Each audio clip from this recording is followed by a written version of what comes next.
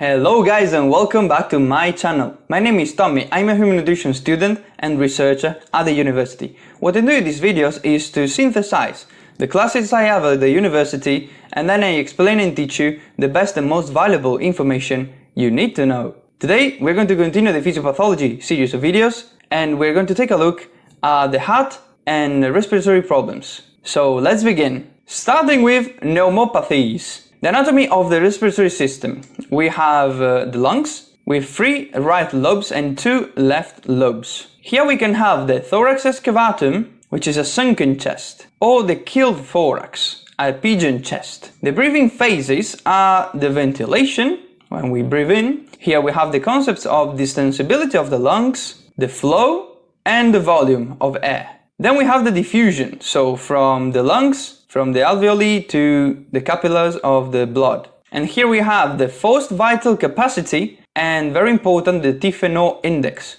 which is the flow divided by the volume. And we also have the DLCO, which is the amount of carbon monoxide diffusion in one inspiration. And then we also have the perfusion. So pneumopathy, we can have either an obstructive ventilatory disorder where we have low flow, and the T-FNO is low as well, remember flow divided by volume, or a restrictive ventilatory disorder, when we have low volume and the T-FNO will go up. In the obstructive ventilatory disorder, we can have it in the upper airways, which can be fixed, so it is felt at all times, or variable, extrathoracic inspiration or intrathoracic expiration, so during the aspiration or during the inspiration. In the lower airways, affecting the bronchi and bronchioles, we have the asthma and the COPD, the chronic obstructive pulmonary disease, which is indeed the chronic bronchitis plus an emphysema. We have already seen this. The restrictive,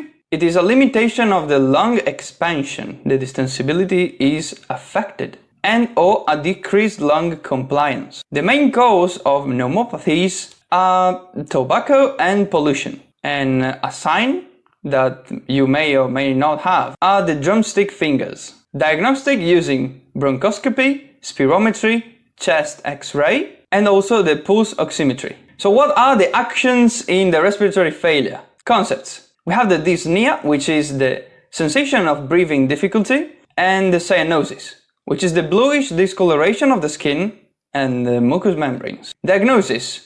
Using the history of respiratory problems, very important. Features of semiological interest. The respiratory pattern, so do you have a problem breathing in or breathing out? Most affected breathing phase, again. The circumstances influencing the symptom and the presentation over time.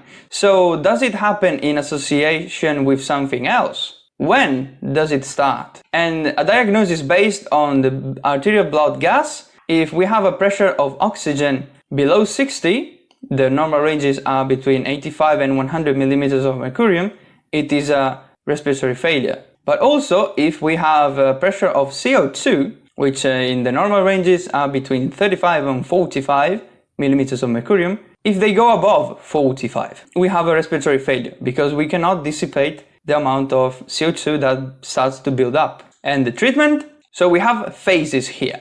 Number 1 are the general measures. Is the airway okay? We have to check it. We may provide them some oxygen, a complete rest, lower the fever, and do not sedate despite the agitation. We have to avoid the aspiration of gastric contents. To do that, we have to change the diet. What about if the pressure of CO2 is very high? No sleep. Very important, this one. As a number 2, we have the oxygen therapy. We have to achieve an hemoglobin saturation curve of 92%. We can use the low flow or the high flow. In that low flow, we have the nasal goggles, the single mask, and the Ventimax mask. In the high flow, we have the high flow nasal cannula and the reservoir mask. So basically here we use some external technology just to provide oxygen. Number 3, the etiological treatment, so specialized to the causing agent. And here we have a bunch of cases. For example, to remove the foreign body if present, naloxone and flumazenil in poisoning,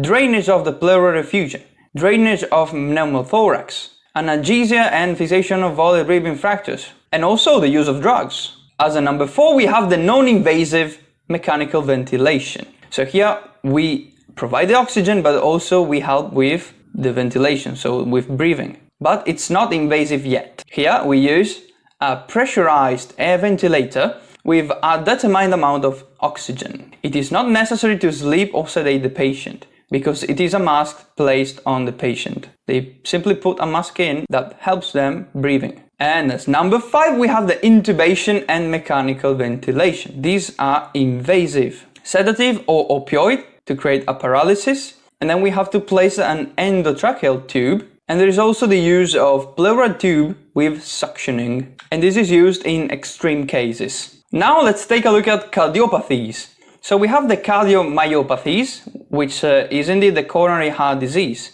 And we already talked about this in this video. Then we have the valvulopathies, so congenital, degenerative or inflammatory cause. It can be stenotic or by insufficiency. The stenosis, the valve does not open. There is a high pressure before the valve and therefore the heart hypertrophies. It increases the contractility, but it decreases the preload. In the insufficiency, the valve does not close. Therefore, the volume in the auricle and in the ventricle starts to build up.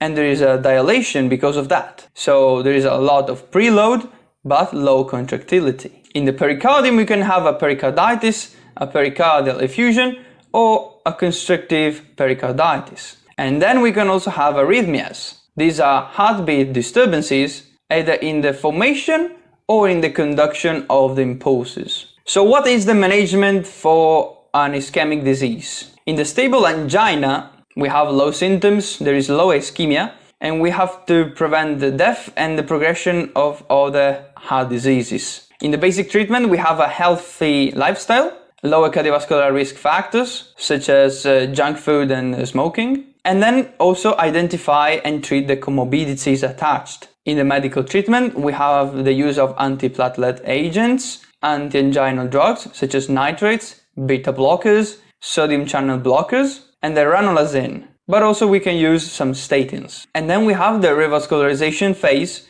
in which we can have an autocoronary bypass, or less aggressive, an angioplasty with stenting. In the unstable angina, we follow the MONA treatment, which stands for morphine, oxygenation, nitroglycerin, and acetylsalicylic acid. What to do in a cardiac arrest or cardiorespiratory arrest? The basic vital support. So check the circulation, the airway, and then breathing. CPR is as easy as CAB. Compressions for the circulation, airway, and breathing. This is indeed how to perform a cardiopulmonary resuscitation. So after 30 compressions, we give 2 breaths. Okay, this is it for this video. I hope you understood everything I said. If you didn't, there is a comment section down below. Remember to download this diagram by clicking in the first link in the description. Don't forget to like, subscribe, and turn on the notifications so you get notified every time I upload a new video. Share this video if you found it helpful. Thank you so much for watching, and I will see you in the next one. Ciao!